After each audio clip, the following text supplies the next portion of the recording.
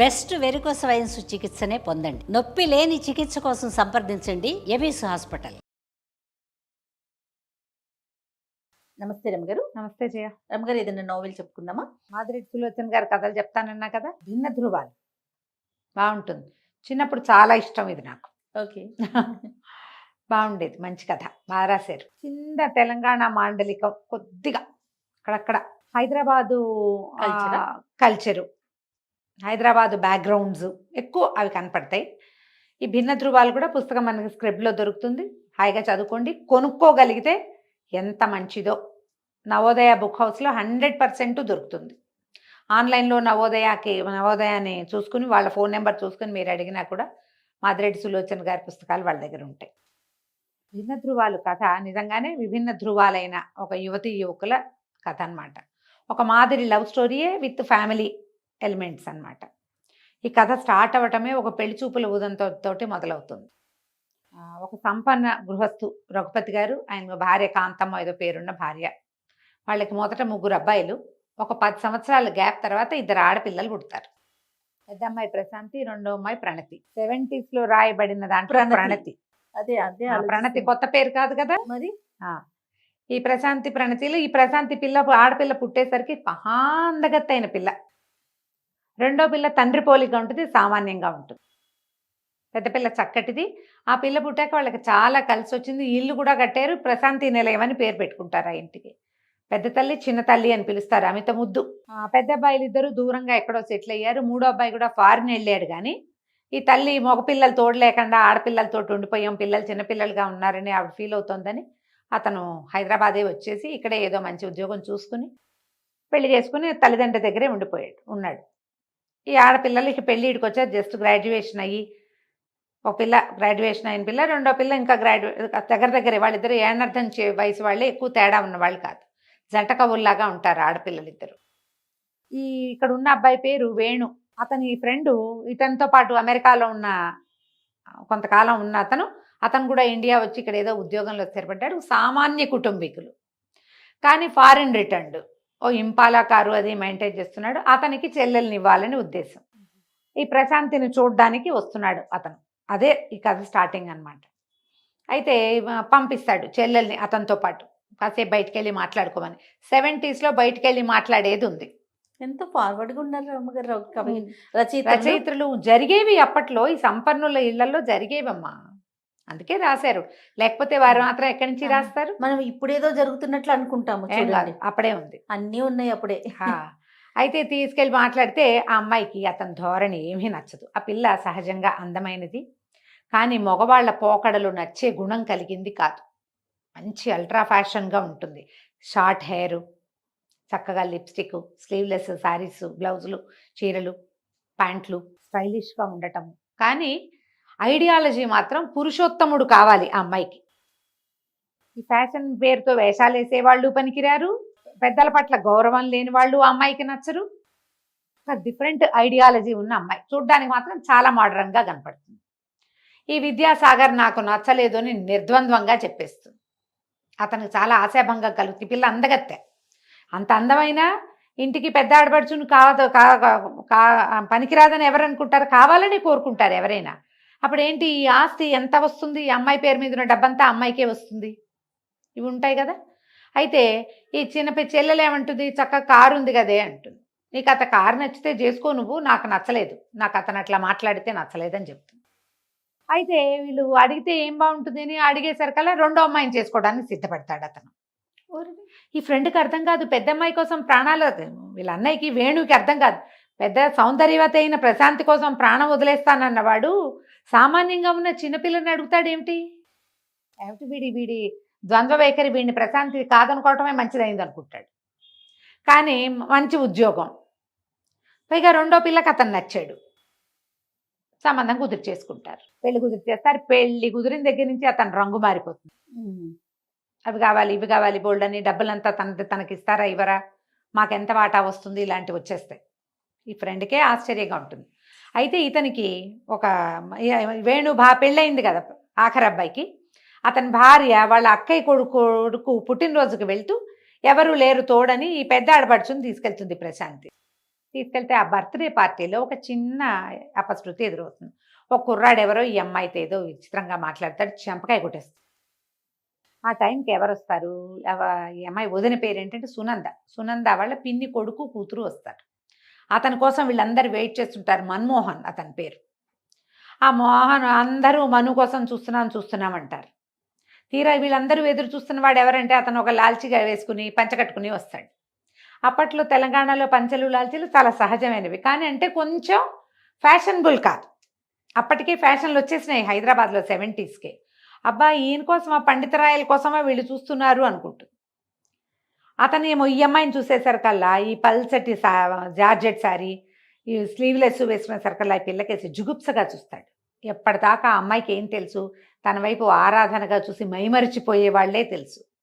తను ఒక మనిషిలాగా చూడని వాడిని చూసేసరికల్లా ఈ పిల్లకి విచిత్రంగా ఉంటుంది. అతను మంచి ఒడ్డు పొడుగు హ్యాండ్సమ్గా ఉంటాడు. అతని బట్టలు ప్రవృత్తి కూడా వేరేగా ఉంటాయి. కానీ ఒక ఆకర్షణ కలుగుతుంది ఆ అమ్మాయికి. ఈ సందట్లో ఆ కుర్రాడు ఎవడో ఈ పిల్లని పలకరించి చెంపకాయ తింటాడు. ఎప్పుడైతే చెంపకాయ తిన్నాడో అందరూ చేరిపోతారు. ఇతను కేకలేస్తాడమ్మ. ఏం జరిగిందో తెలియదు కదా. ఏం జరిగిందంటే కూల్ డ్రింక్ తాగుతావా అంటే చెంపకాయ కొట్టింది అంటాడు ఆ అబ్బాయి. నిజం చెప్పడు. తను ఏమంటే ఆ అమ్మాయి అట్లా అన్నదో చెప్పడు. చెప్పపోయేసరికల్లా ఇతను ఈ పిల్ల ఏం చేస్తుంది, మళ్ళీ గబుక్కుని అబద్ధం చెప్తావా, నువ్వు అడిగింది అదేనా అని మళ్ళీ కొట్టేస్తుంది రెండో దెబ్బ. కొట్టేసరికి ఇతను గట్టిగా చేతులు పుచ్చేసుకుంటాడు, కేకలేస్తాడు. ఏంటి మర్యాద లేకుండా, మీకు కూడా కావాలా 2 చెంపకాయలు అంటూ. ఇంతలో ఏమవుతుంది, ఈ సునంద వాళ్ళ అక్కయ్య బావ అందరూ వచ్చి విడదీస్తారు, కేకలేస్తారు. ఆ పిల్ల కాస్త రయ్యమని కారెక్కేస్తుంది. సునంద వణికిపోతుంది. వాళ్ళ ఇంట్లో ఈ పిల్ల అంటే మహారాణి. వాళ్ళకి ఎవరికైనా తెలిస్తే ఏమైనా ఉందా, భయం వచ్చేస్తుంది. కానీ ఆ పిల్ల ఏం చెప్పదు ఆ ప్రశాంతి వాళ్ళకి. ఇంట్లో చెప్పకుండా ఊరుకుంటుంది. మర్నాడు అతను వచ్చి ఈ విషయం ఈ కుర్రాన్ని కనుక్కుని ఏం జరిగిందో వచ్చి వీళ్ళ ఇంటికి వచ్చి సారీ చెప్తాడు. నా వల్ల పొరపాటైంది, వాడు అంత దౌర్భాగ్యుడని నేను అనుకోలేదు. సునంద కూడా పోట్లాడుతుంది వాళ్ళ అన్నయ్యతోటి, వాళ్ళ పిన్ని కొడుకుతో. నన్ను కాపురం చేసుకొని ఇవ్వవా, ఈ పిల్ల అంటే పంచప్రాణాలరా, ఏదో చెప్పకుండా ఆగింది కాబట్టి, లేకపోతే మా మామగారు ఆకాశాన్ని భూమికి దింపేవారు అంటే అతనే వచ్చి సారీ చెప్తాడు. అతనితో కొంచెం ఫ్రెండ్షిప్ కుదురుతుంది. కానీ ఈ ప్రణతి చెల్లెలు గమనిస్తుంది, వీళ్ళిద్దరి మధ్య ఏదో ఒక ఆకర్షణ ఏర్పడింది అని తెలుస్తుంది. పెద్దగా నడవదు. ఈ లోపల ఆ అమ్మాయి ఏమో ఆ పెళ్లి సంబంధం కుదుర్చుకుంటుంది ఆ విద్యాసాగర్తో. ఇక పెళ్ళి అయ్యాక అతను ఈ అమ్మాయిని వేటాడడం మొదలు పెడతాడు మరిది. వీళ్ళు ఏమంటారు, అమ్మా నాన్న చెల్లెలకి పెళ్లి కుదిరిపోయింది కదా, నువ్వు కూడా ఏదైనా సంబంధానికి ఒప్పుకోమంటే వీళ్ళకి ఒక కజిన్ మావయ్య ఉంటాడు, ఆ కజిన్ మావయ్యని చేసుకోమంటారు. ఈ పిల్ల ఆ కజిన్ మావయ్యకి కూడా పడదు. ఈ రోజుల్లో ఏముందమ్మా, చెల్లాయికి దానికి నచ్చింది కదా దానికి చేసేయండి, నేను ఎంఎస్సీ పూర్తి చేసుకుంటే అప్పుడు నాకు చేతురు కానీ అని చెల్లెలు పెళ్లి లాగించేస్తుంది. ఆ పెళ్లిలో సెంటర్ ఆఫ్ అట్రాక్షన్ ఈ పిల్లే, పెద్దమ్మాయే. అయినా సరే పెళ్ళి అయిపోయింది. ఈ పెళ్ళి అయిన తర్వాత అతను ఏం చెప్తాడు, నేను చూడడం కోసమే మీ చెల్లెని చేసుకున్నానని చెప్తాడు. చెప్పేసరికి సాచి కొడుతుంది. ఇక అతను మర్చిపోడు దాన్ని. భార్యని ఇంటికి తీసుకెళ్ళాక ఈ వదిన గారి మీద అవాకులు చెవాకులు చెప్పేస్తాడు పెళ్ళానికి. భార్యని బాగా ముద్దుగా చూస్తాడు. మా ఆయన అబద్ధం ఎందుకు చెప్తాడు అనుకుంటుంది.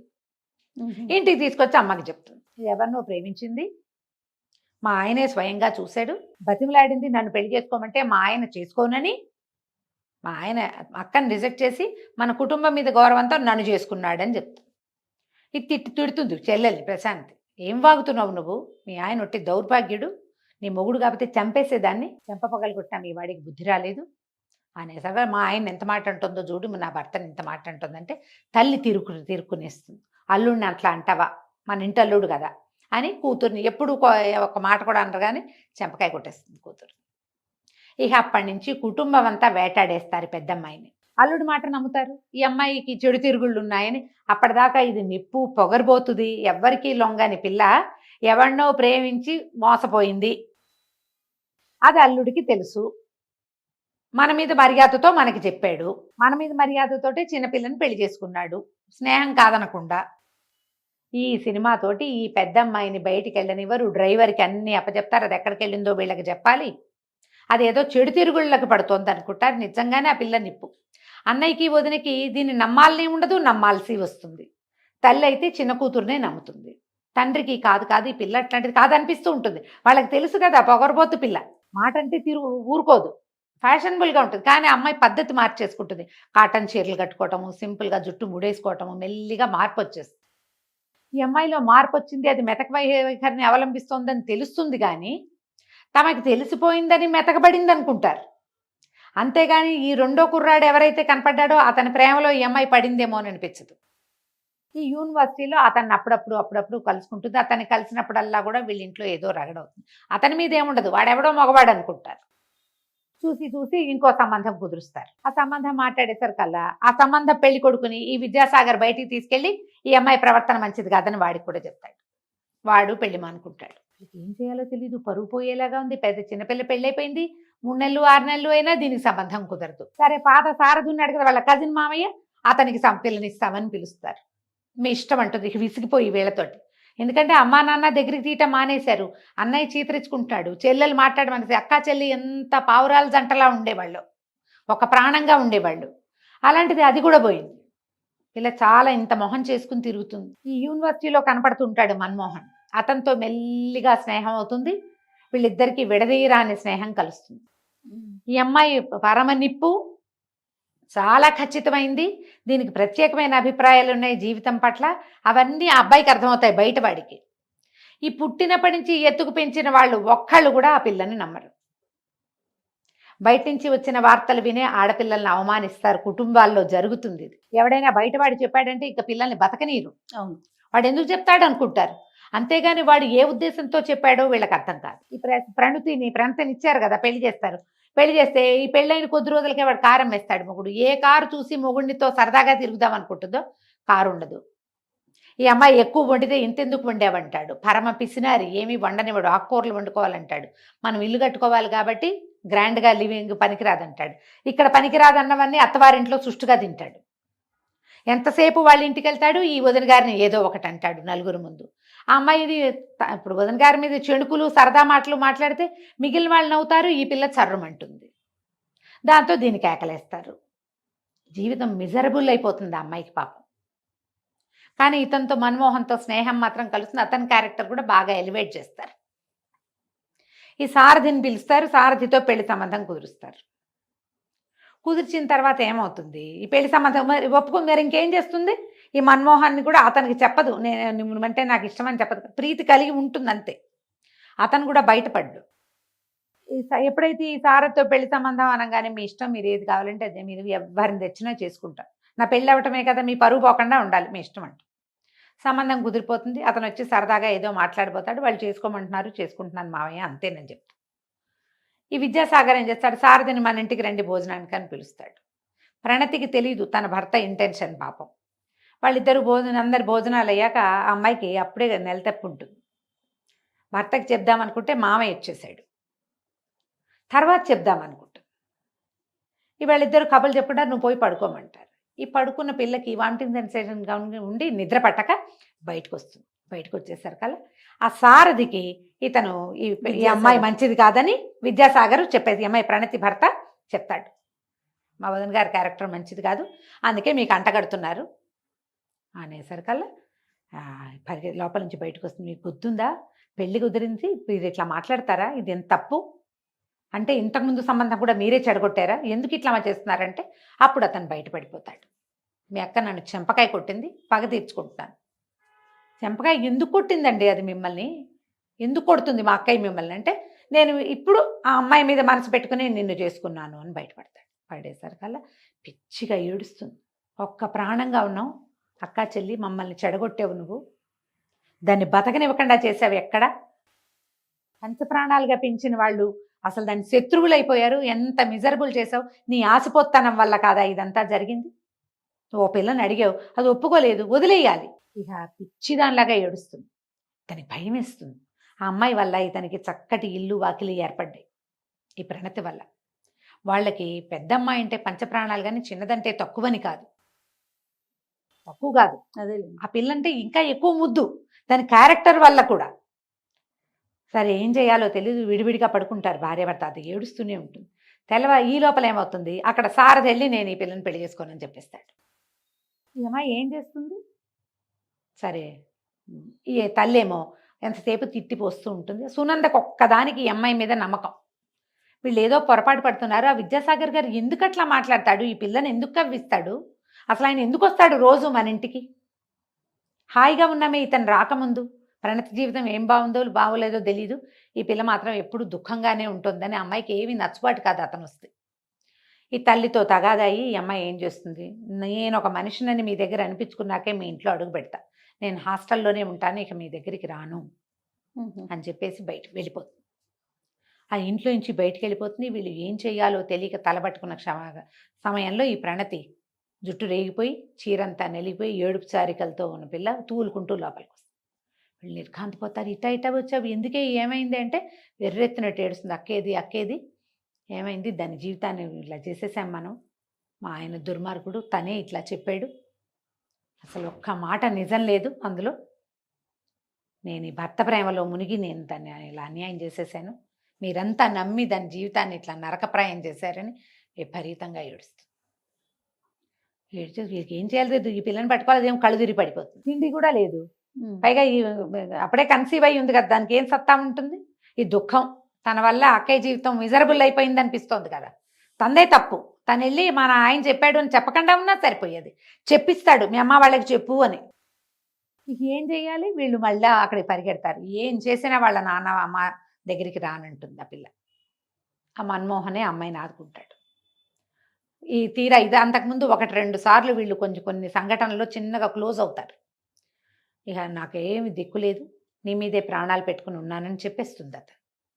చెప్తే అతను వాళ్ళిద్దరి మధ్య ఉన్న విపరీతమైన ఆకర్షణ ఉంటుంది కానీ బయటపడకుండా ఉంటారు. ఆ అబ్బాయికి ఏం భయం, అతనేమో సామాన్యమైన కుటుంబం, చెల్లెలు పెళ్లి చేశారు, అతను చదువైంది అంతే, ట్యూటర్ అతను, వీళ్ళేమో బాగా కలిగిన వాళ్ళు, ఇంత సంపన్నుల పిల్లని తెచ్చుకుని నేనేం చేస్తాను, పైగా అమ్మాయి మంచి ఫ్యాషన్లు అవి ఇదయ్యి బాగా డబ్బు కలిగిన వాళ్ళు, అదొక భయం అతనికి. ఈ అమ్మాయికేమో నేను ఇంత ఫ్యాషనబుల్ దాన్ని నన్ను యాక్సెప్ట్ చేయడన్న భయం అమ్మాయికి, ఎవరికి మనసులో అనుకుంటారు. ఈ ఒక్క క్షణంలో ఇద్దరు దగ్గరైపోతారు.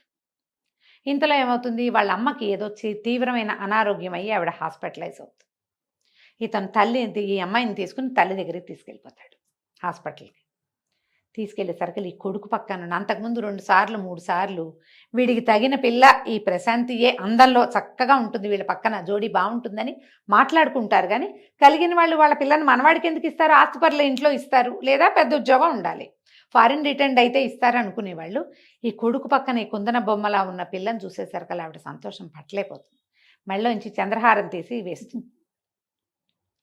కానీ తెల్లవారేసరికి ఆవిడ చనిపోతుంది. ఏం చేయాలో తెలియదు. వీళ్ళు ఇంటికి తీసుకెళ్తాడు కానీ మర్నాడు బాడీ అవి వచ్చిన తర్వాత ఈ పిల్ల ఇంట్లోనే ఉండటం, ఆ అమ్మాయి మెళ్ళలో తల్లి చంద్రహారం ఉండేసరికల్లా ఇతని చెల్లెలకి తెలిసిపోతుంది. అరుణ నీకు ఒక సంగతి చెప్పాలి అంటాడు. అనేసరికల్లా అమ్మాయి గట్టిగా ఇడిచి వద్దన్నయ్య వద్దు, ఆ అమ్మాయి కాలేం కాలు, ఆ పిల్ల అడుగు పెట్టంగానే అమ్మాయి చచ్చిపోయింది అన్నయ్య అని ఏడుస్తుంది. వినేస్తుంది ఈ ప్రశాంతి. వినేసరికి ఇక జన్మంతా నేను ఇది మొయ్యాలి కదా, బతికున్నంత కాలం వీళ్ళ అమ్మ మరణానికి కారణం నేనే, ఈ మాటనే మోసుకోవాలని ఇక నేను వాళ్ళ పుట్టింటికి నేను పనికి రాలేదు, వాళ్ళ దగ్గర నా చెడ్డ పేరే వచ్చింది, ఇతని దగ్గరకు వస్తే ఇతని పరిస్థితి కూడా ఇలాగే వచ్చిందే, కామ్గా వెళ్ళిపోతుంది బయటికి.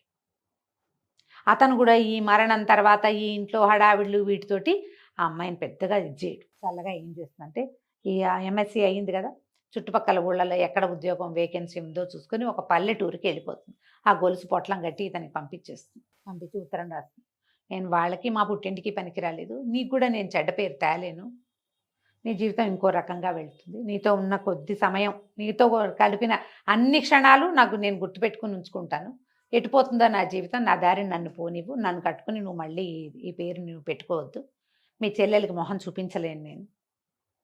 ఎప్పుడైతే ఈ ఉత్తరం చూశారో వాళ్ళకి వెంటనే అర్థమవుతుంది ఈ అమ్మాయి ఇట్లా దాటేసింది అని. వెళ్ళిపోయింది అవతలకి. చెల్లెలు కూడా చాలా హర్ట్ అవుతుంది. డాక్టర్ చెప్తాడు ఈవిడికి హార్ట్ అటాక్ వచ్చే ఉంది, అందుకే హాస్పిటలైజ్ అయింది, 2వ అటాక్ వచ్చింది, సడన్గా ఏమీ జరగలేదు, వస్తుందని తెలుసు, మేము ఇచ్చిన ఇంజెక్షన్ ఆవిడని ఆపలేకపోయింది వృద్ధాప్యం వల్ల. చాలా కించగా ఫీల్ అవుతుంది చెల్లెలు భర్త. పదండి అమ్మాయి ఎక్కడుందో వెతుకుదాం అంటారు. అప్పటికే ట్రైన్ వెళ్ళిపోతుంది, అమ్మాయి దొరకదు వీళ్ళకి. ఈ అమ్మాయి ఒక పల్లెటూరు చేరుతుంది. సులోచన గారితో ఒక వెరైటీ స్టైల్ చెప్పే కదా నేను, చుట్టుపక్కలవన్నీ తెలియజేస్తారు. ఈ అమ్మాయి ఓ పల్లెటూరు, ఆ ఊళ్ళో ఉన్న జీవన విధానం, ఒక చిన్న లివింగ్ స్టైలు, ఒక పాతకాలపు ఇంట్లో పక్కన ఉండటం కొంచెం చూపిస్తారు. ఒకరోజు తలుపు తీసేసరికల్లా ఈ మన్మోహన్ ప్రత్యక్షం అవుతాడు. ఈ వచ్చిన కుర్రాన్ని చూసి వాళ్ళేమనుకుంటారు, ఆ కాలంలో ఏమిటి ఈ పెళ్ళిడు పిల్లలు వేరే ఊళ్ళల్లో ఉండటాలు అవి లేవు, పెళ్లి కుదిరిపోయి వచ్చింది అట్లా చెప్పుకుంటారు. ఆ అమ్మాయి కోసం ఒక కుర్రాడు వచ్చేసరికల్లా ఆ కుర్రాడు ఈ అమ్మాయి కాబోయే మొగుడని చెప్పుకుంటారు. ఈ అమ్మాయి నేను రాను నీతోటి అంట, నువ్వు పెళ్లి చేసుకో, వీళ్ళతో పాటు యూనివర్సిటీలో ఇంకో పిల్ల ఉంటుంది, తన వెనకాల పడి తిరుగుతూ ఉంటుంది, దాన్ని చేసుకోమంటే అంతకుముందు వీళ్ళ మధ్య ఒక కథ నడుస్తుంది. నేను అవన్నీ చెప్పట్లా, గబగబా చెప్పేస్తున్నాను. అదే అయితే ఆ కథలో ఆ పిల్లకి అతను చెప్తాడు, నీ మీద నాకు అటువంటి ఉద్దేశం లేదు, నేను పెళ్లి చేసుకోను, నాకు ఈ పిల్ల మీద ప్రేమ ఉంది, ఒకవేళ కుదిరితే కుదురుతుంది, కుదరకపోతే నేను ఇలాగే ఉంటా కానీ నిన్ను మాత్రం నేను చేసుకోను. దాంతో ఆ అమ్మాయి వీళ్ళతో స్నేహంగానే ఉంటుంది. ఈ గొలుసు ఆ ఉత్తరము ఆ పిల్లే పట్టుకొస్తుంది ఈయన దగ్గరికి. ఏమనుకుంటుంది, అతన్ని అమ్మాయిని పెళ్లి చేసుకో అంటే, సరే నేను అన్ని ముహూర్తాలు అవి పెట్టుకున్నాక ఉత్తరం రాస్తాను, ఆ రోజు పెళ్లికి వస్తావా అంటాడు. త్యాగమయ్యి కదా ఈ అమ్మాయి, నేను వస్తానులే అని చెప్తుంది. సరే ఉత్తరం రాస్తాడు, పెళ్లి కూతురు సిద్ధమైంది, పెళ్లికి ఏర్పాట్లు అయిపోయినాయి రమ్మంటాడు. రమ్మనేసరికి సరే ఉత్తరం చూసుకుని బయలుదేరుతుంది. రైల్వే స్టేషన్కి వచ్చి తీసుకెళ్తాడు. నువ్వు పెళ్ళికొడుకు కదా, నువ్వెందుకు వచ్చావు అంట. పెళ్ళికొడుకుని అయితే ఏంటంటే, నువ్వు స్నేహితురాలు కదా, మన ఇద్దరం ఉత్తరాలు రాసుకున్నాం ఇప్పటిదాకా, పెళ్ళికి తీసుకెళ్ళకపోతే ఎట్లా నిన్ను అని తీసుకుపోతాడు. తీసుకెళ్తే అందరూ ఒకటే రకం చీరలు కట్టుకుంటారు, అతని చెల్లెలు ఆ స్నేహితురాలు ఒకటే రకం చీరలు ఉంటారు, ఈ అమ్మాయి కూడా అట్టడిదే ఒక మంచి పట్టు చీర కట్టబెడతారు. వెళ్ళిన తర్వాత పైకి స్టేజ్ మీదకి వెళ్ళాక, పెద్ద స్టేజ్ ఏమి ఉండదు, ఒక దేవాలయం లాంటి చోట పెళ్ళి, తాలిబొట్టు కట్టండి అనగానే ఎత్తి అమ్మాయి మెళ్ళ, ఇదేమిటి నా మెళ్ళో కడుతున్నావు, దీని మెళ్ళో కట్టవా అంటే, ముందు నువ్వు కట్టించుకో, తర్వాత నేను కట్టించుకుంటానులే అని చెప్తున్నా, నీతోటే పెళ్ళి అని చెప్తాడు. పెళ్లి చేసేసుకుంటాడు అమ్మాయి. నువ్వు చెప్పావు కదా మీ అమ్మ నాన్నకి, మీ దగ్గరికి వచ్చే అర్హత సంపాదించుకొని వస్తానని, పదమ్మ ఇంటికి వెళ్దాం, మీ అమ్మ వాళ్ళ ఇంటికి వెళ్దామని చెప్తాడు. వాళ్ళు తీసుకెళ్ళి వాళ్ళ ఇంట్లో అమ్మాయిని చూపిస్తాడు. వాళ్ళ అమ్మ నాన్న వాళ్ళందరికీ తెలుసు ఇతను ఆ పిల్లని పెళ్లి చేసుకుంటాడని. ఈ ప్రణతి భర్త విద్యాసాగర్ ఉన్నాడు కదా, అతను ఇంక ఏం చెయ్యాలో తెలీదు, ఇది కచ్చ కొద్దీ చేశాడు ఈ పని, అంతే. అమ్మాయి జీవితం మిజరబుల్ చేసేశాడు, తన జీవితము పోయింది, ఆ పిల్ల పుట్టింటికి వెళ్ళిపోతుంది. నీ మొహం నేను చూడనని చెప్తుంది. ఆల్రెడీ గర్భవతి. ఆ రోజుల్లో ఈ విడాకులు లేవు, సైలెంట్గా ఉండిపోవటమే.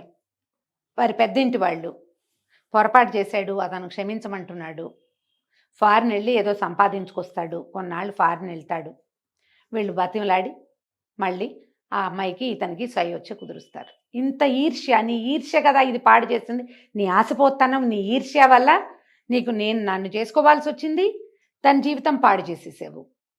మా ఇంట్లో అంతా ఇప్పుడు నేను ఎలా తలెత్తుకుని ఉండగలను, నా అక్క నాకు ఎట్లా దొరుకుతుంది అని చాలా హర్ట్ అవుతుంది ఆ అమ్మాయి. కానీ వీడికి ఒక 6 నెలలు 8 నెలలు కలిసి ఉంటారు, సంవత్సరం కలిసి ఉన్నారు కదా, భార్య మీద చాలా ప్రీతి ఏర్పడుతుంది. అమ్మాయి వల్ల తన జీవితం అంతా మారింది. అంత అక్కంత సౌందర్యవతి కాదు, కానీ ఇది ప్రేమగా ఉండే పిల్ల. ఈ కడుపుతో ఉన్న భార్యను వదిలిపెట్టుకోవడం అతనికి ఇష్టం ఉండదు, ఎలాగో అది దొరికేది లేదు సౌందర్యవతి, ఈ దొరికిన నిదానాన్ని పాడు చేసుకుంటే ఎట్లా. మెల్లిగా భార్యతో అతను కూడా రాజీ పడతాడు, ఏదో ఫారెన్ బయలుదేరుతాడు, తీసుకెళ్ళి ఎయిర్పోర్ట్ తీసుకెళ్ళి భార్య భర్తని ఒకళ్ళ మొహాలు ఒకళ్ళు చూపిస్తారు. అమ్మాయి పుట్టింట్లోనే ఉంటుంది. ఈ పెద్ద అమ్మాయిని కూడా తీసుకొచ్చి అల్లుడు చూపిస్తాడు. ఈ మన్మోహన్ క్యారెక్టర్ని చాలా డిఫరెంట్గా ప్రజెంట్ చేస్తారు. స్ట్రాంగ్ పర్సనాలిటీగా, ఇతరులకి సహాయం చేసేవాడుగా, మర్యాదస్తుడుగా, ఆడపిల్లలు కోరుకునేది ఇలాంటి వాళ్ళని. నీకోసం నేనేమైనా చేస్తా అని చెప్తాడు విద్యాసాగర్ మొట్టమొదట ప్రశాంతికి. మా అమ్మ నాన్న వద్దన్నా, మా అక్క బావని వద్దన్నా, సరే నువ్వే కావాలి నాకని చెప్తాడు. ఈ నువ్వే కావాలనే వాడిని ఎప్పుడూ నమ్మద్దు, వాడు స్వార్థపరుడుగా ఉంటాడని తెలియజేస్తారు.